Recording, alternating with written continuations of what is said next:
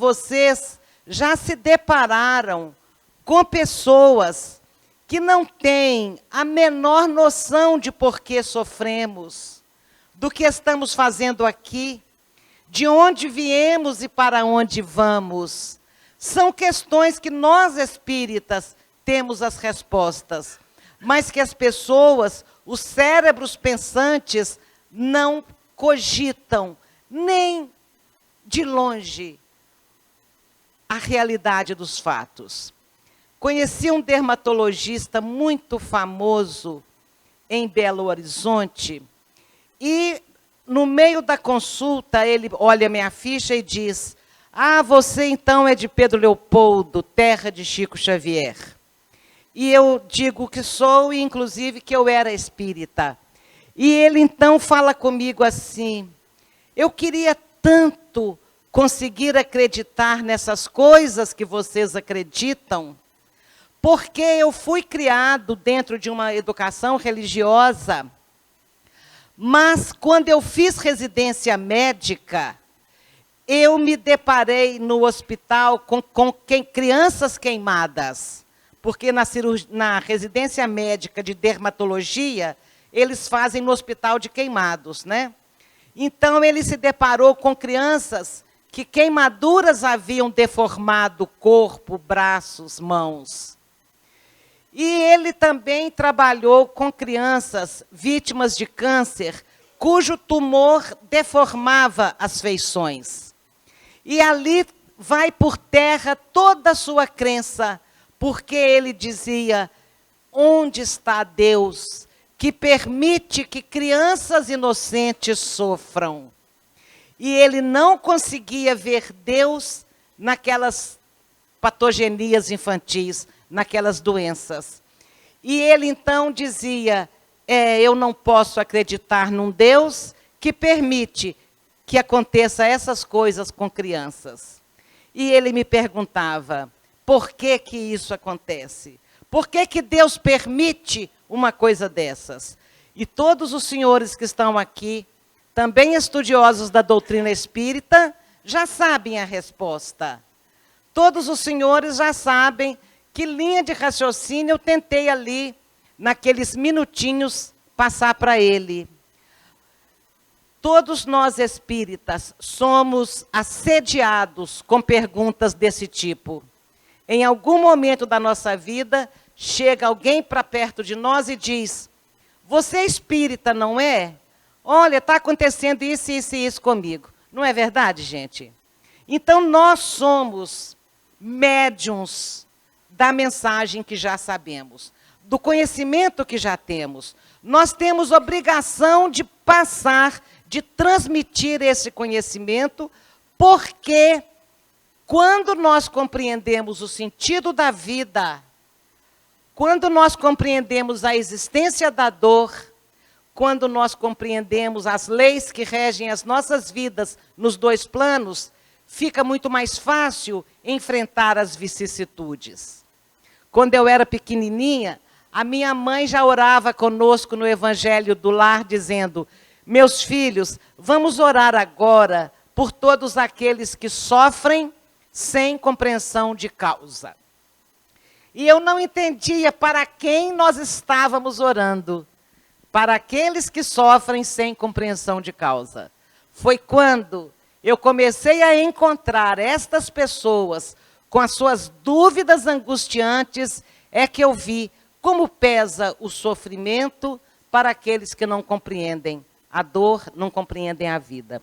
E mesmo assim, e é dessa mesma forma que funciona com o tema morte. Nós compreendemos a morte. Nós compreendemos muito da vida.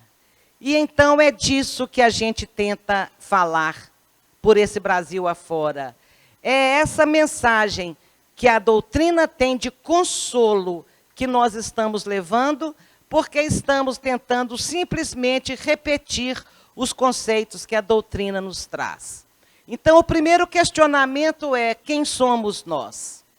Nós somos um corpo que é provável que tenha um espírito, ou nós somos um espírito que está provisoriamente dentro de um corpo? Então, nós sabemos a resposta. Nós não somos seres materiais, nós somos seres espirituais, vivenciando neste momento uma experiência corpórea. Essencialmente, nós somos espíritos. Então, quando as pessoas dizem, por que Deus criou este fenômeno chamado morte, que tanto sofrimento nos traz? Porque nós somos seres espirituais, fomos criados no mundo espiritual, de vez em quando viemos para a Terra, mas a nossa verdadeira casa é lá. E a morte, então, é simplesmente isso, um pequeno ponto no caminho infinito que é a vida. E quando eu falo de morte, como esta simples mudança de plano, quando eu falo de morte, como esta pequena passagem para outra dimensão, as pessoas que estão com o coração enlutado podem pensar que visão mais fria ela tem da morte. Mas nós não estamos dizendo que quando os nossos entes queridos voltam para casa, nós não estamos dizendo que isso é tranquilo, que isso é fácil. Nós não estamos ignorando a existência de sentimentos que violentam a nossa sensibilidade, que nos dá a impressão de que a vida, naquele momento, o mundo desabou sobre nossa cabeça. É uma das maiores dores que a humanidade pode enfrentar, é a perda de entes queridos. Uma das maiores, não é a maior. Até o final, a gente vai mostrar para vocês uma dor muito maior do que entregar um filho, um pai, um amor para a volta para casa. Os espíritos superiores que nos assistem reconhecem que esta é uma grande dor. Emmanuel, o guia espiritual de Chico Xavier, nos diz no livro Calma: ver a névoa da morte estampar-se, inexorável, na fisionomia dos que amamos e dar-lhes o adeus indescritível, é como despedaçar a própria alma e prosseguir vivendo. Então, nessa linguagem poética até, Emmanuel consegue sintetizar para nós a intensidade dessa dor. Quem já passou por essa questão? Só para eu saber para quem eu estou falando. Quem já viu a névoa da morte estampar-se num cadáver amado? Ok. Os outros vão conseguir entender, os outros que ainda não passaram por essa experiência, vão conseguir entender e ter uma noção do que seja esta dor, de ver a vida, entre aspas, finalizando ali. Mas nós não vamos esquecer nem por um momento que morrer é voltar para casa. Porque, vejamos, para entendermos a morte é preciso entender a vida. E o que é a vida? O que é a vida aqui na Terra? A vida é algo muito mais longo do que a gente pensa. A doutrina espírita largou os limites da vida para muito antes deste berço que nos acolheu e muito além ao túmulo que nos aguarda. A vida é uma só. E, de fato, a vida é uma só. As existências é que são muitas. Ora, nós existimos dentro do corpo, ora, nós existimos fora do corpo. Então, nessa única vida que eu tenho, ora eu estou encarnado, ora eu estou desencarnado. E a vida é essa eternidade que nos aguarda. Acontece que a gente não consegue, dentro deste cérebro físico que prende o nosso espírito, nós não conseguimos nem entender o que seja eternidade.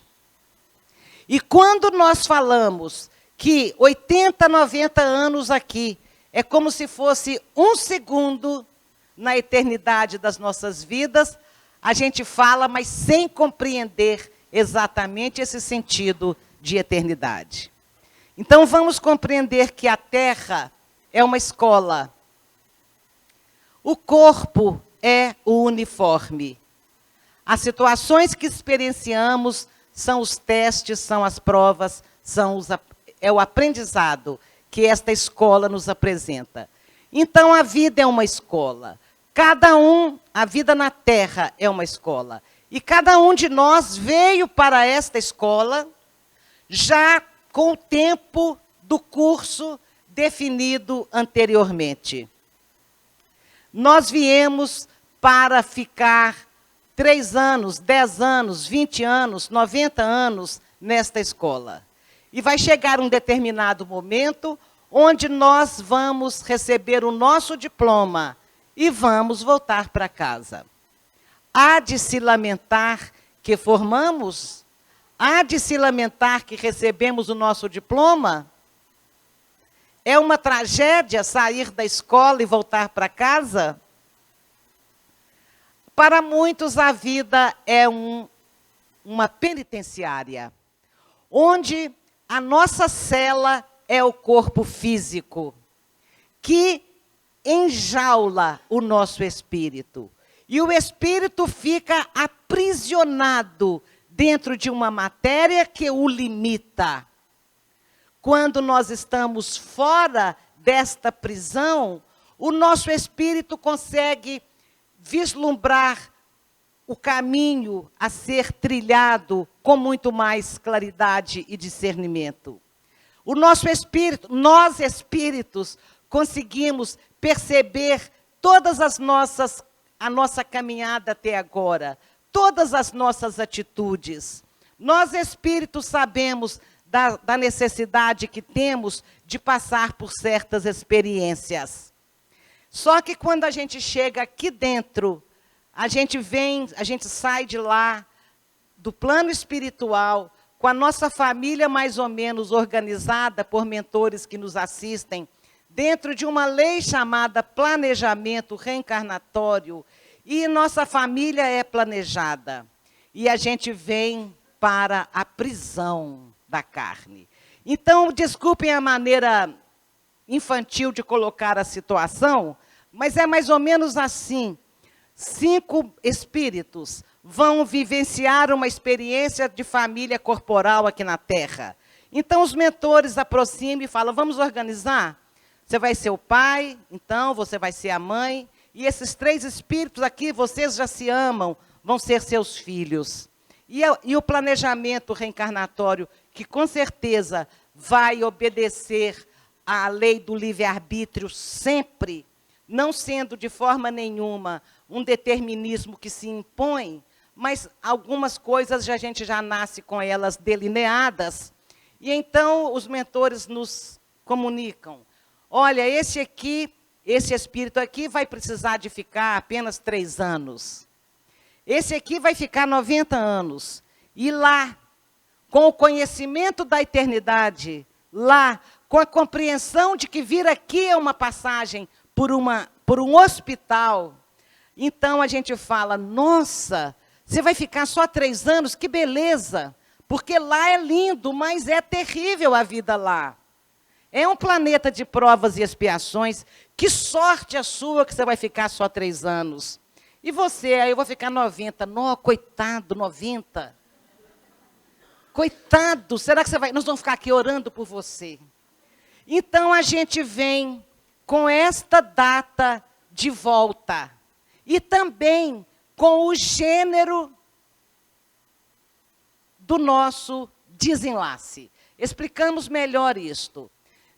Quando o hospital, quando a Terra é uma penitenciária, nós estamos presos dentro daquele corpo e dentro dessa penitenciária nós vamos procurar realizar as funções que viemos realizar. Esta é a questão 132 do Livro dos Espíritos. Por que a necessidade da encarnação? Para o crescimento espiritual. Agora, quando a vida aqui na Terra, a Terra para algumas pessoas é um hospital, a situação também se delineia respondendo à pergunta lá do querido dermatologista que não entendia Deus no sofrimento de crianças. No corpo eterno, no nosso perispírito, nós trazemos os estragos que as nossas atitudes perpetraram nele. Então, se eu odeio alguém profundamente, se eu odeio com todas as minhas forças, se eu tenho um inimigo visceral, figadal, eu estou ali imprimindo aquelas energias horríveis de ódio no meu fígado.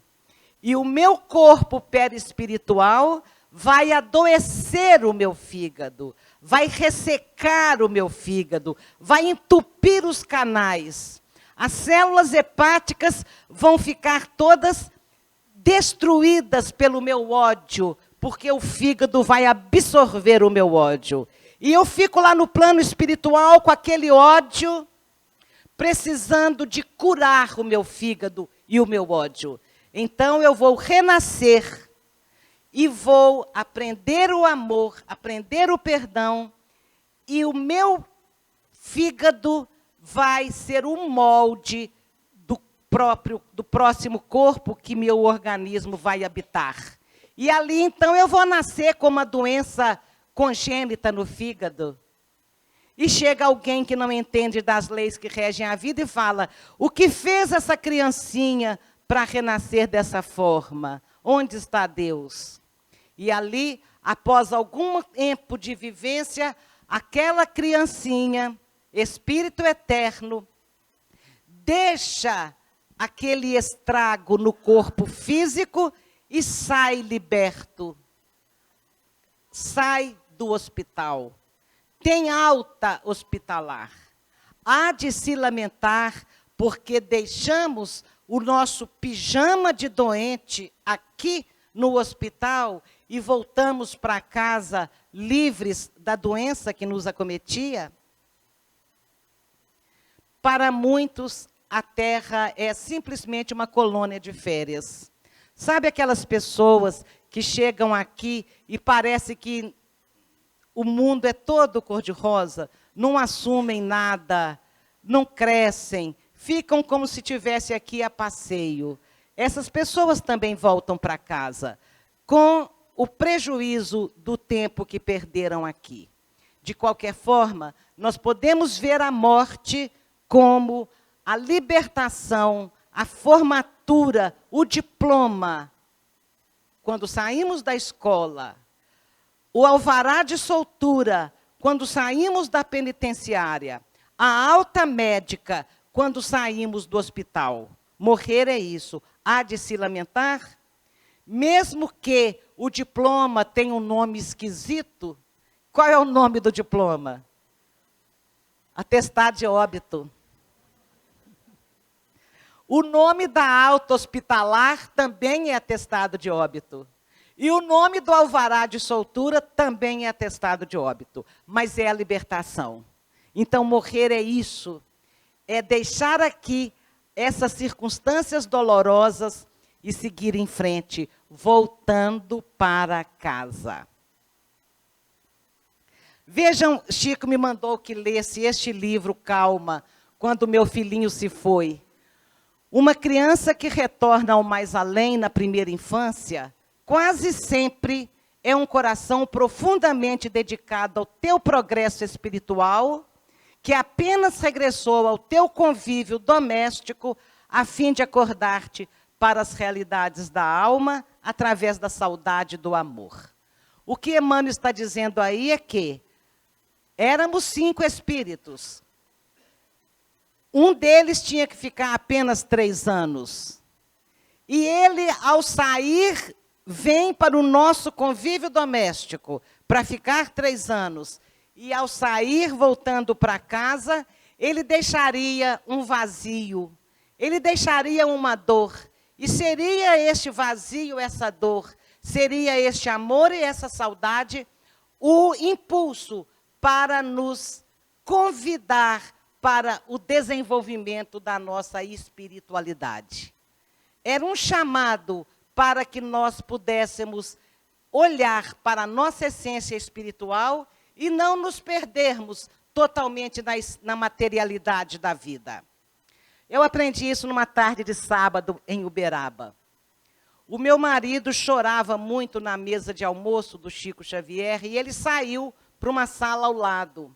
E uma senhora o acompanhou e dizia: meu filho, você tem que parar de chorar, você tem que resignar, foi você que pediu para passar por essa dor. Meu marido, com formação em outra escola religiosa, falava: eu pedi? Jamais eu pediria uma coisa dessa. Eu não pedi. E a senhora repetia: você pediu, porque através da dor você será despertado para as realidades da alma. Você que pediu, não pedi. E ela insistia e ele brigava com ela: não pedi. Até o momento que ele fala uma frase que passa pela cabeça de todas as pessoas que não conhecem a filosofia espírita. Ele diz: eu pedi isso para que eu crescesse espiritualmente? Ela fala: pediu. E ele diz, eu preferia queimar no fogo do inferno a sacrificar a vida de um filho para que eu crescesse espiritualmente. Olha como que ele não tinha compreendido a questão.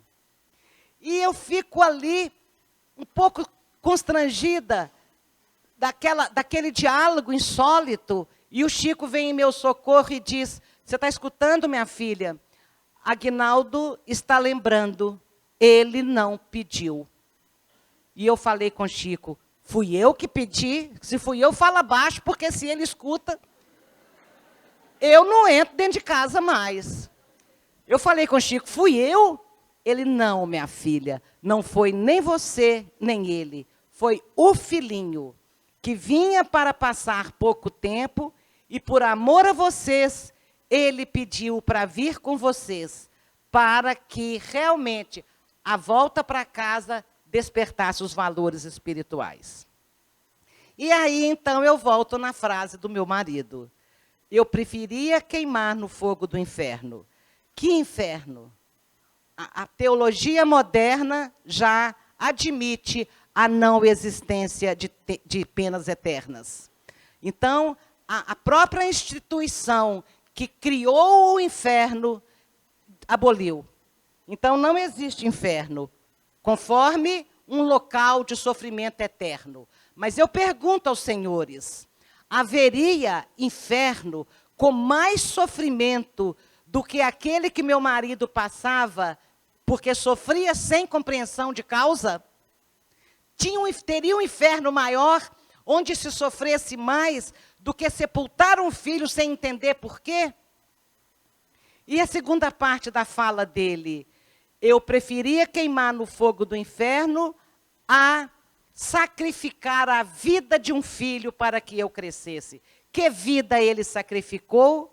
Ou que vida ele sacrificaria se a vida continuava existindo?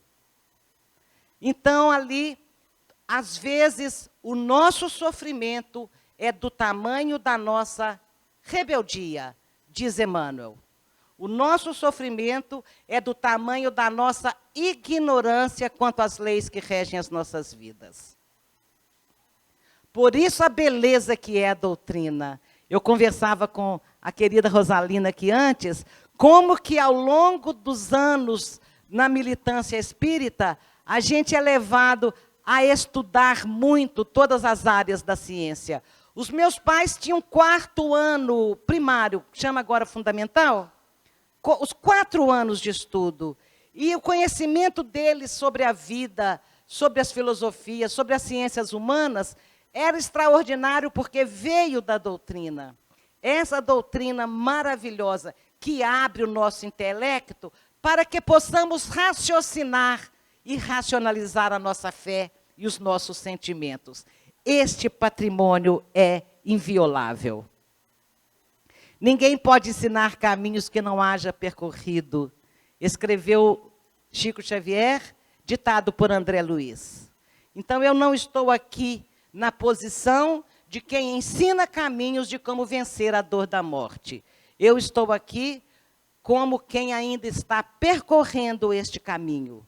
Eu estou aqui na posição de quem simplesmente está compartilhando o que tem aprendido e não na posição de um professor que ensina alguma coisa.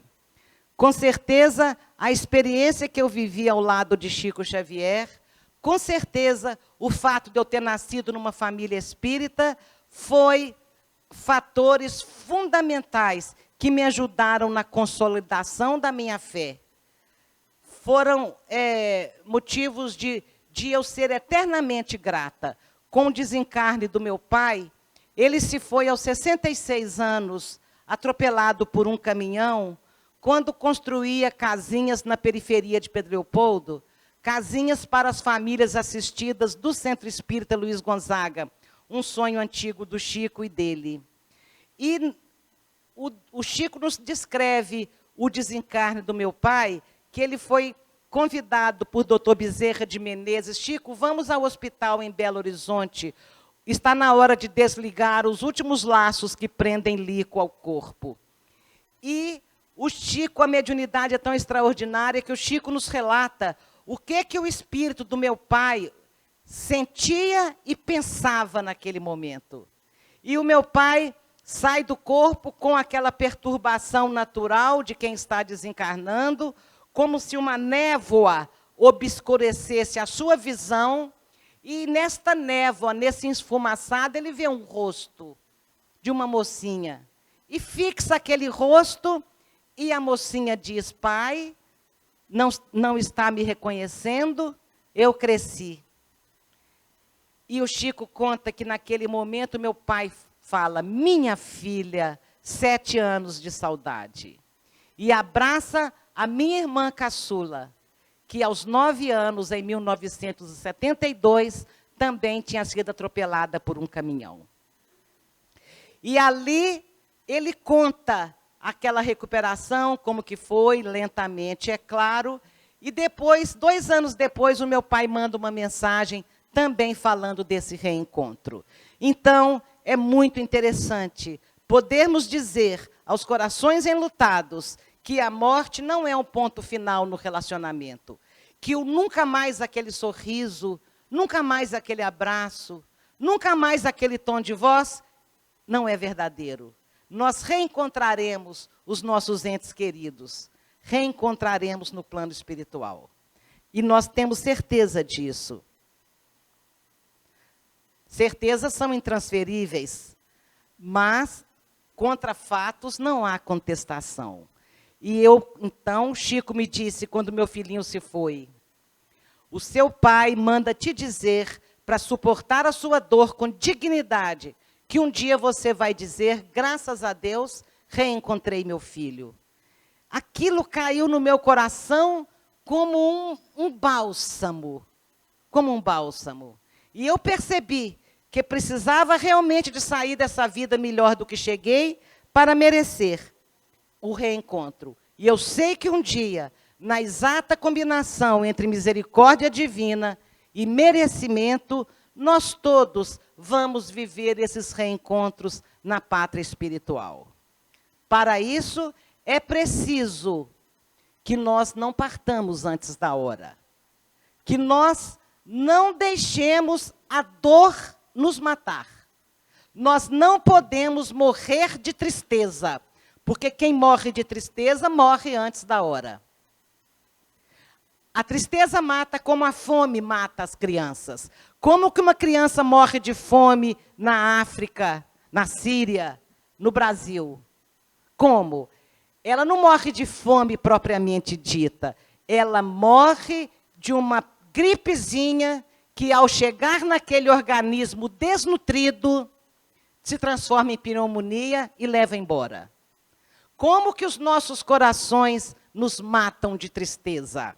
A tristeza profunda, está provado pela medicina, destrói as defesas do nosso organismo. Destrói os glóbulos brancos, destrói as células T, os soldados celulares que fazem a defesa do nosso organismo. Quando um micro-organismo entra para causar uma doença, um vírus entra, os glóbulos brancos rodeiam aquele vírus e, num trabalho de destruição, destrói, mata e joga fora. Com o organismo fortalecido. Mas se nós estamos em tristeza profunda, aquele cálculozinho pequenininho na nossa vesícula não encontra resistência, o nosso organismo não nos defende, porque a nossa tristeza está matando as defesas. E aquele cálculozinho vira um tumor enorme no pâncreas e explode dentro do organismo. Se nós estamos muito tristes e não procuramos vencer essa tristeza, aquele carocinho pequenininho se transforma num câncer de mama destruidor. É assim que um pequeno entupimentozinho de uma artéria do coração ou do cérebro vira um AVC, vira um ataque cardíaco fulminante. É assim que se morre de tristeza. E morrendo de tristeza, nós partimos antes da hora, porque a nossa tristeza irrazoada é fruto da nossa rebeldia, da nossa não aceitação. Então, se partimos antes da hora, mais tempo e distância colocaremos entre nós e a nossa família espiritual, onde estão os nossos entes queridos que nos antecederam nessa grande viagem. Mais tempo e mais distância nós colocaremos entre nós e eles. Com a minha mãe eu aprendi lições tão incríveis. A minha mãe tinha uma noção de que a vida continua de uma forma tão concreta que o meu pai a deixa viúva aos 61 anos de idade. E meu pai com 66. Após, segundo a minha mãe, 40 anos de felicidade.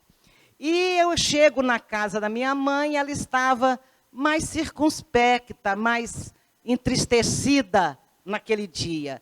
E eu pergunto por quê. E ela me conta que quando eram noivos, ela era operária da fábrica de tecido. Lá trabalhavam as irmãs do meu pai, lá trabalhavam as irmãs do Chico Xavier. E essa moçada dançava de vez em quando no clube industrial. Eles iam para a balada uma vez por mês. A balada começava às 7h, terminava às 9h. E agora olhem essa coisa que eu não estou falando mentira. Quem dançasse com a mesma moça 3 vezes, já era um compromisso. E o meu pai dançava com uma linda morena chamada Josefa. E dançava com a Lia. E depois o meu pai resolve casar com a Lia. E a Josefa morre aos 21 anos de idade, não por isso. Não por isso. Meu pai não estava com essa bola toda. A Josefa parte aos 21 anos de idade e tem a beleza eternizada nas mentes. É a vantagem de se morrer novo. A beleza fica eternizada nas mentes. Então, tá bom, voltando para a sala da minha mãe, eu a encontro mais triste do que o normal. Mãe, a senhora está mais triste hoje, o que é que foi? Ela me solta a pérola. Ah, estou aqui pensando. Tenho certeza que Lico já encontrou com Josefa. E nós íamos a Uberaba visitar o Chico. Chegando lá, minha mãe não tinha coragem de pedir mensagem, de pedir notícia. Mas ela ficava na expectativa. E o Chico dizia, Lia, Lico esteve aqui, mandou dizer que está tudo bem, mas que não vai dar a mensagem, porque tinham tantos jovens desesperados para falar com suas mãezinhas, ele cedeu o lugar. Minha mãe dizia, está muito certo, Chico, e nós íamos embora. Mas daí 6 meses, Uberaba de novo, 540 quilômetros. Acabava a reunião, Chico dizia, Lia, Lico esteve aqui, não quis dar mensagem, plá, plá, plá, plá, plá, mãe. Está muito certo, Chico. Da 3ª vez, no caminho, no carro, minha mãe disse, ela estava emburrada, e ela falou assim, Lico deve estar mesmo com Josefa. Não tem nem tempo de me escrever uma carta. E aí, em casa, ela ficava, Lico, por que tanto silêncio? Lico, por que tanto silêncio? E quando finalmente vem a mensagem com a resposta a esta pergunta, nós também podemos atestar a todos os corações enlutados que a separação é aparente, que a distância é temporária. A separação é temporária e a distância é aparente. Porque os nossos entes queridos nos visitam. E mesmo que não nos visitem, de longe eles estão ligados a nós. Sabem o que sentimos, sabem o que falamos, sabem o que pensamos. E então minha mãe perguntava, por que tanto silêncio? E meu pai, 2 anos depois, volta e fala a mensagem logo no princípio. Lia, para que tanto barulho? Tipo, só morri. Para que tanto barulho? E dá as orientações para a casa espírita que Chico havia deixado na mão deles, lá em Pedro Leopoldo, quando o Chico se mudou para Uberaba. E dá orientações, e no final, que homem que aguenta a pressão, não é? Ele pede minha mãe em casamento de novo. E aí, minha mãe passa da posição de viúva para noiva póstuma. Póstuma, mas noiva. Já tinha melhorado bastante a situação dela. Era um casamento espírita. Era um casamento espiritual. Era um casamento de afinidades espirituais, que Kardec nos lembra que são os duradouros. Mas também eu me lembro de um amigo que dizia, olha, eu estive pensando, eu não quero casamento espírita, eu quero casamento católico. Casamento católico é até que a morte o separe. Espírita, não. Você continua casado lá, você tem que voltar para tornar a casar. Eu não quero este. Brincadeiras à parte, as feições espirituais resistem à eternidade.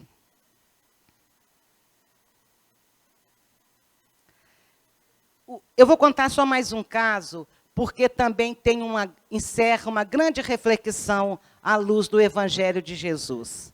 Em 1954, a minha mãe tomou um comprimido de cibalena. Era um 15 de novembro, dia da eleição. E ela, com dor de cabeça, tomou a cibalena. Quando ela voltou do processo de votação, naquela época era uma maravilha, tinham políticos, que a gente podia votar neles. Agora tem um povo aí meio estranho, mas tudo bem. Ela volta do processo de votação com o corpo todo vermelho, inchado, eczemas, uma reação alérgica impressionante. Nós morávamos a poucos metros do escritório de Chico Xavier, na Fazenda Modelo. E eu aproveito para esclarecer o que é a Fazenda Modelo. Era um órgão criado pelo Ministério da Agricultura para incentivar a pecuária e a agricultura da região. E o Chico era escriturário, onde o meu pai era construtor, cuidando da parte de alvenaria. E a nossa casinha, os funcionários mais simples da fazenda, como era o caso do meu pai, podia morar naquelas casinhas ali da fazenda. E a nossa casinha era a poucos metros do escritório do Chico.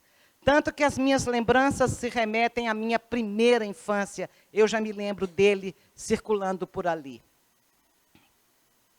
O Chico passava lá em casa, aplicava os passes e foi curando aquilo. Depois de uma semana, ficou na testa da minha mãe uma mancha avermelhada, meio arroxeada. E ela mostrou para Chico. Chico, ficou essa mancha.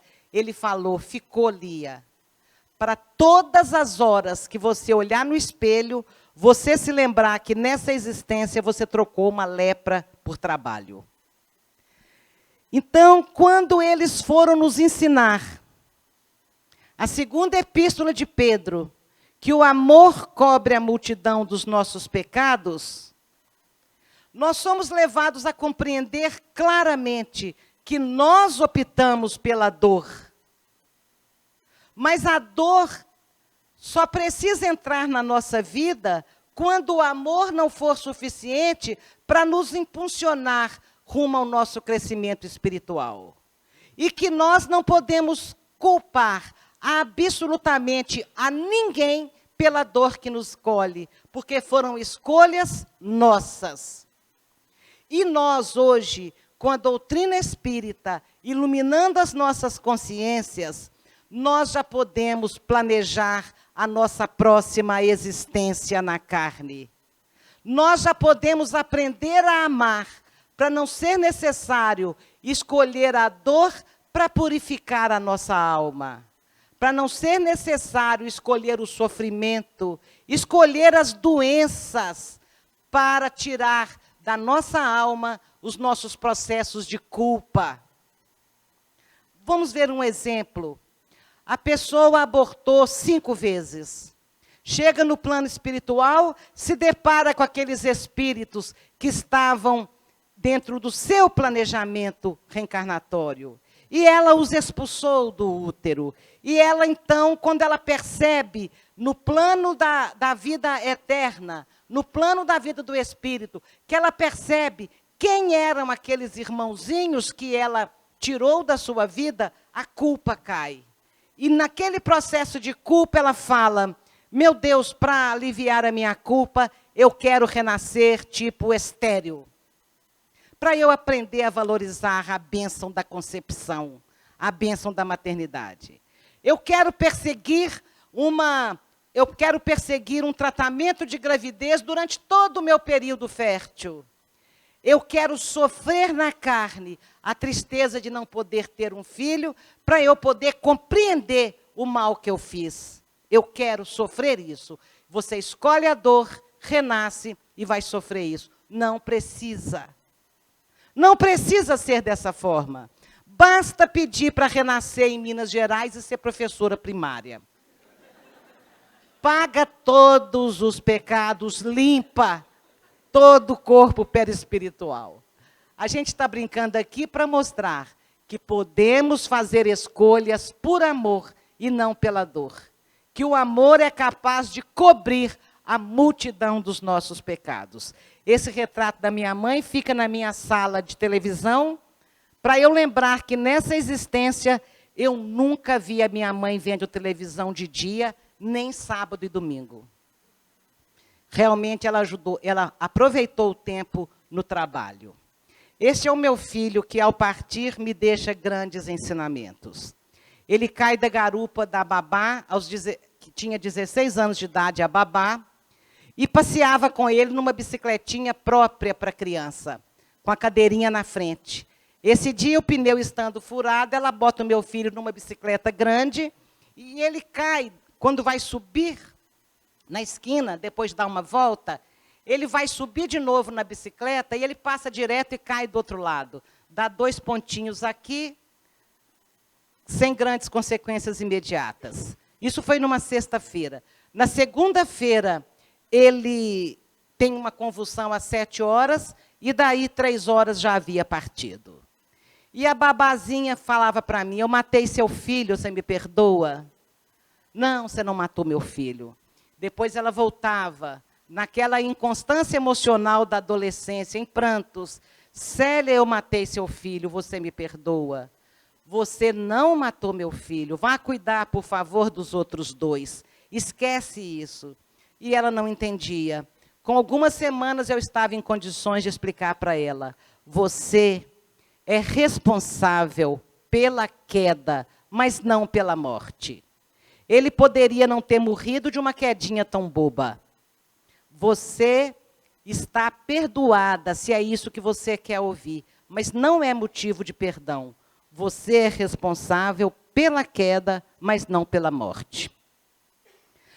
Essa é a cena do filme que conta o diálogo que Chico estabeleceu comigo na hora que eu cheguei perto dele, 4 meses após a partida do Rangel. Ele me diz, numa pergunta retórica, porque Chico sempre soube o que passava dentro do nosso coração, dentro da nossa mente. Ele me diz: você perdoou a babá, não é, minha filha? Você acha que fez bem? Você acha que fez muito por tê-la perdoado? Você deveria ter agradecido que foi dos braços dela que ele caiu e não dos seus. Nem você, nem seu marido suportariam o remorso.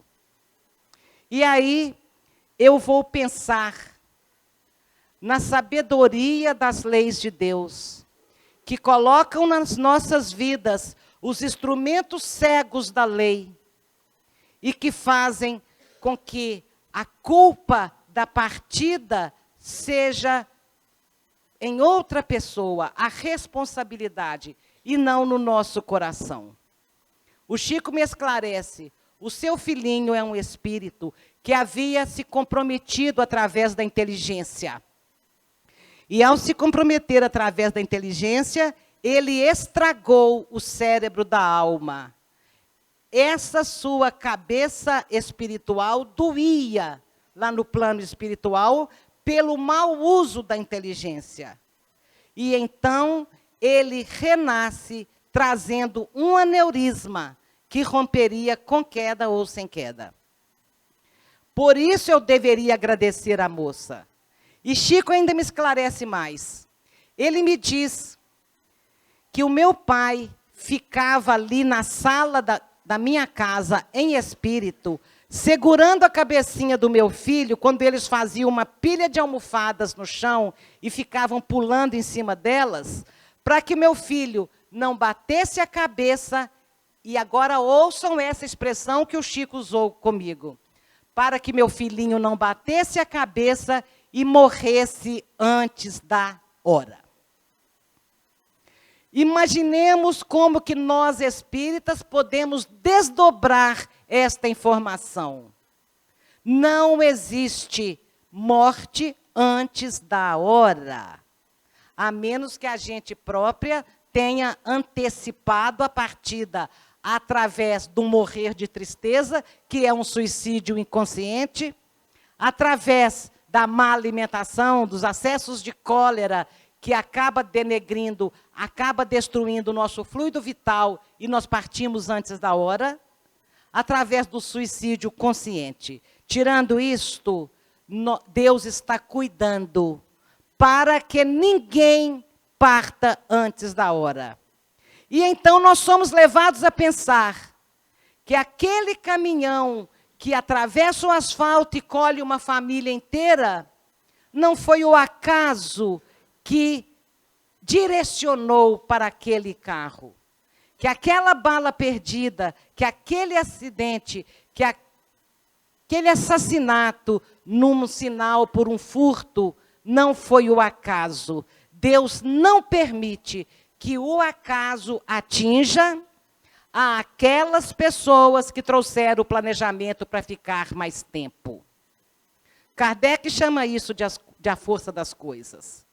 De forma que nós podemos atestar que esses instrumentos cegos da lei, cegos, um motorista embriagado, um assaltante, esses instrumentos cegos da lei vão fazer com que se cumpra o planejamento reencarnatório para que cada um saia desta vida como aqui chegou, planejado o seu gênero de desencarne.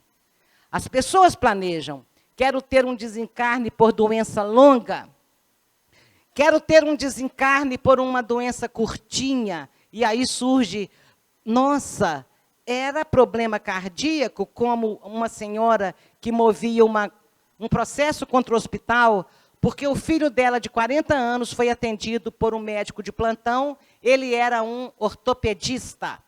O rapaz queixou dor no braço, ele receitou um anti-inflamatório e mandou o rapaz para casa. E o rapaz infartou logo em seguida e morreu, porque a dor no braço já era questão circulatória. Esse erro médico proporcionou a partida daquele rapaz. Mas estava na hora da partida daquele rapaz.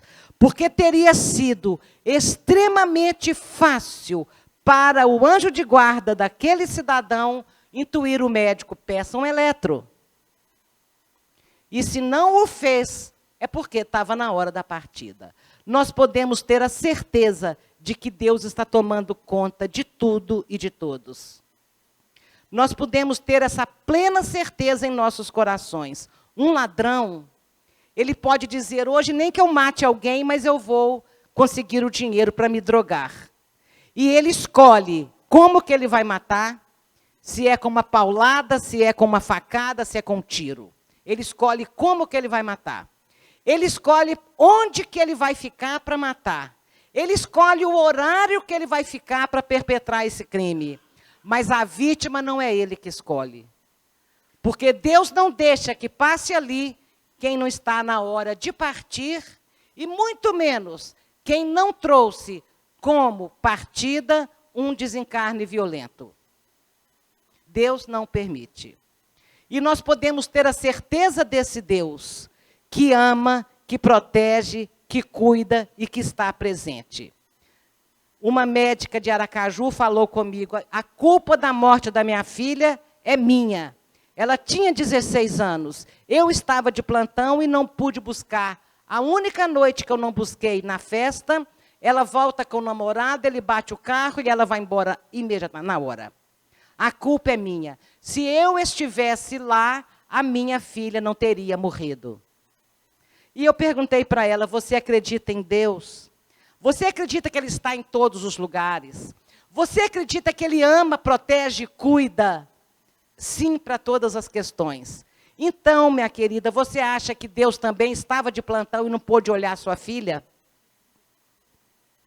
Gente, se nós tirarmos um só dos atributos de Deus, Ele deixa de ser Deus. Então, ou nós vamos crer neste Deus, que é tudo de tudo, ou nós não cremos em Deus.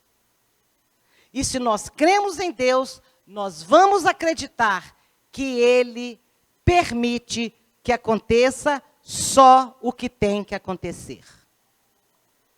Seguindo as nossas escolhas, quero ir para aquela escola terra, quero ficar lá 25 anos, e quero voltar para cá através da violência, porque eu preciso aprender os malefícios da violência.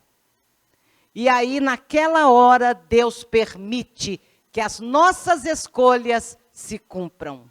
Deus não é um criador de tragédias que coloca em nós o sofrimento para que a gente possa aprender. Nenhum pai ensina dessa forma.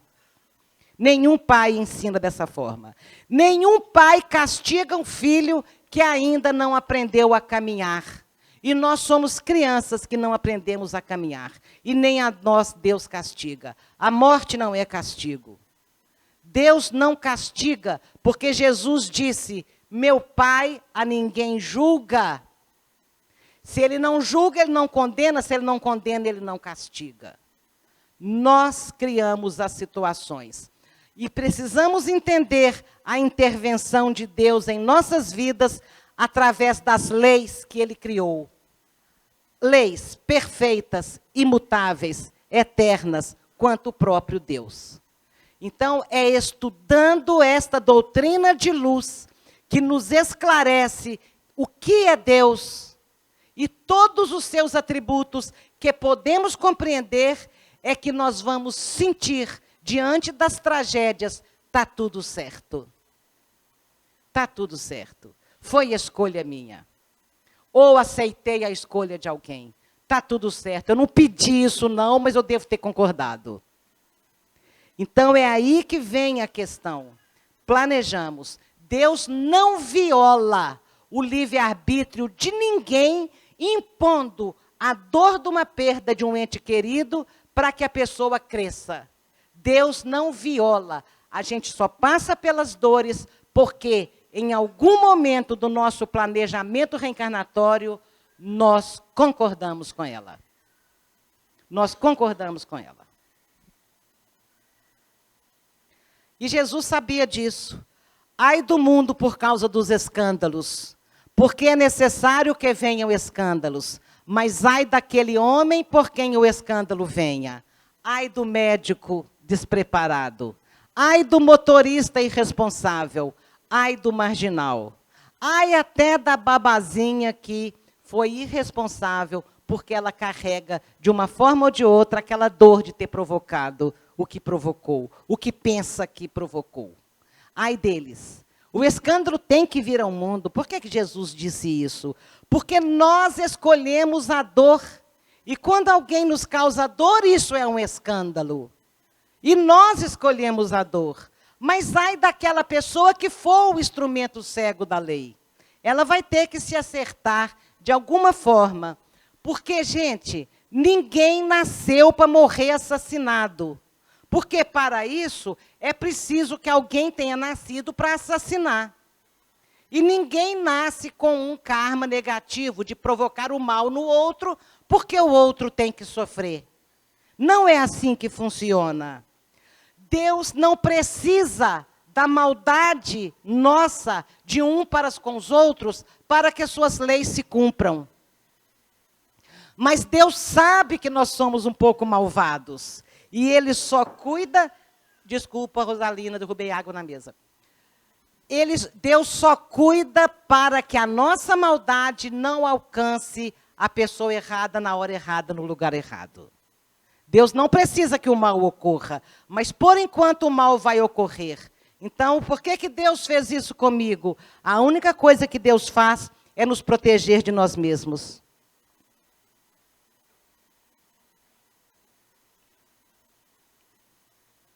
Finalizando, nossa, eu já tinha que ter finalizado. 2 minutinhos. Finalizando, a nossa arrogância, o nosso orgulho é algo tão maior do que pensamos, que quando eu chego para o Chico e falo, perdoei, Chico, eu falei, mas a resposta que ele me deu foi para o que eu pensava e sentia naquele momento. E foi 20 e tantos anos depois, quando eu fui escrever no capítulo que chama Do Outro Lado do Perdão, no nosso livro, que eu fui escrever esse momento, é que eu saquei, foi que a ficha caiu. O que aconteceu naquele momento? Perdoou a babá, não é, minha filha? Perdoei, Chico, e olhei nos olhos dele. Mas o meu coração dizia, viu como é que eu sou magnânima? Viu como que eu sou inteligente? Viu como eu conheço as leis que regem as nossas vidas? E sei que uma causa maior tinha que haver, a queda era muito boba, ali estava todo o meu orgulho filosófico, o meu orgulho religioso. E ele fala, você acha que fez muito? Porque eu estava achando que eu tinha feito muito, por ter perdoado. E aí, esse orgulho continua, a soberba continua. 23 anos após a partida de Rangel, eu estava de novo na porta de um CTI, suplicando a Deus pela presença física de um filho. E eu arrogantemente pensava, meu Deus, eu sei que seja feita a vossa vontade, mas eu acho que dessa vez a nossa vontade vai empatar. Porque, na minha arrogância, eu pensava, ninguém sofre um segundo a mais, além da necessidade de aprender alguma coisa. E eu já aprendi tudo que a perda de um filho tinha para me ensinar. A Mariana não vai embora. E, no entanto, uma dengue hemorrágica leva minha filha em 3 dias. Do momento que ela ligou, mamãe, não estou sentindo bem, não fui trabalhar, até o atestado de óbito, 3 dias. E ela se foi. E aí eu procurei, então, de novo, recomeçar aquele caminho que eu já sabia quanto era doloroso, mas eu também já sabia que tudo que não nos destrói nos deixa mais fortes. E que eu não havia sido destruída da primeira vez, eu não seria destruída da segunda. Meu marido me disse, Chico não está mais aqui, o que vai ser de nós? E eu disse ao meu marido, ele deixou a obra, ele deixou os livros, ele deixou os ensinamentos. Seria maravilhoso tê-lo de novo, mas nós não precisamos mais. Nós não precisamos mais de uma mensagem de Chico Xavier. E esse depoimento eu faço questão de deixar aos senhores. As pessoas chegam na casa espírita e dizem, meu pai morreu semana passada, eu queria notícia dele. Tem médico que faz psicografia aí? Todos buscam na doutrina o consolo da psicografia. E o que a doutrina espírita tem para nos consolar vai muito além de uma carta psicografada. Se Jesus tivesse só este consolo para nos dar, nós estaríamos perdidos. Nós que não tivéssemos condições de encontrar um bom médium, nós que não tivéssemos condições de acreditar no fenômeno mediúnico, porque seríamos de outras expressões religiosas. Se Jesus tivesse só a carta de psicografia para nos mostrar a luz da doutrina espírita, de onde que vem nosso consolo, Jesus teria sido injusto com 2/3 da humanidade que nem cristã é.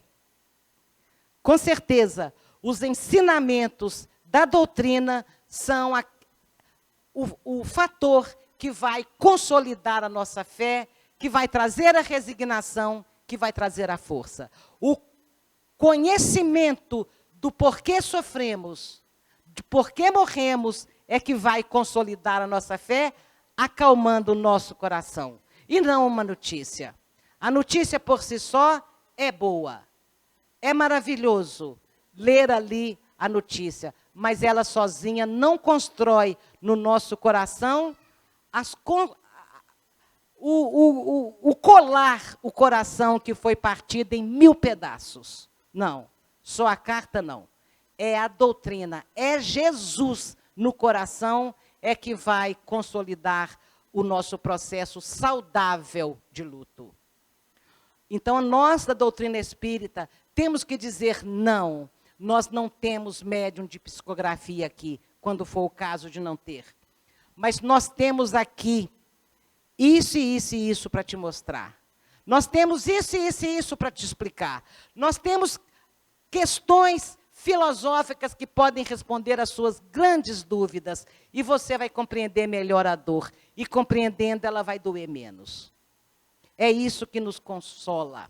Uma mãe espírita sabe que a vida continua, sabe como é difícil para uma jovem de 27 anos, que tinha acabado de ficar noiva, que ia começar a construir a sua casa, que tinha sido promovido no emprego após terminar a faculdade. Ela estava em plena formação da vida material. E eu imaginava, meu Deus, eu ensinei minha filha a morrer. Quando ela acordar do lado de lá e ver, puxa, larguei tudo. Isso não é fácil, isso é o desencarnar. Isso é o desencarnar. E eu precisava de ajudar minha filha a desencarnar, porque morreu um mosquitinho, tirou a vida do corpo físico. O desencarnar é que era a questão. Então, no meu coração, ao qual a minha filha estaria profundamente ligada, ela não poderia encontrar nem um segundo eu dizendo, que pena, filhinha, que você não está mais aqui. E para eu conseguir dizer a ela, soltá-la, para que eu pudesse conseguir não apegar a lembrança, a presença e a saudade, eu precisava de vencer um ensinamento que eu nunca tinha concordado com ele. Eu aprendia desde pequenininha que eu deveria amar a Deus acima de todas as coisas. Como amar a Deus mais do que eu amava meu pai e minha mãe? Meu pai e minha mãe eram figuras muito concretas ao meu lado. E Deus era meio abstrato. Como é que eu ia amar a Deus mais do que ao meu pai? Como que eu ia amar a Deus mais do que aos meus filhos? Então, quando eu tive que entregar Mariana, só foi possível se eu amasse a Deus mais do que eu amasse a ela. Porque só assim eu ia compreender que a verdadeira paternidade era dele e não minha. E que eu precisava de soltar aquela filha para que ela voltasse para o verdadeiro pai. Era o ensinamento que faltava, é o ensinamento que é o caminho que estou percorrendo até hoje, o do desapego. Porque amar um filho que chega é muito fácil. O verdadeiro amor a gente aprende quando tem que entregar de volta. Muito obrigada, que Jesus nos abençoe.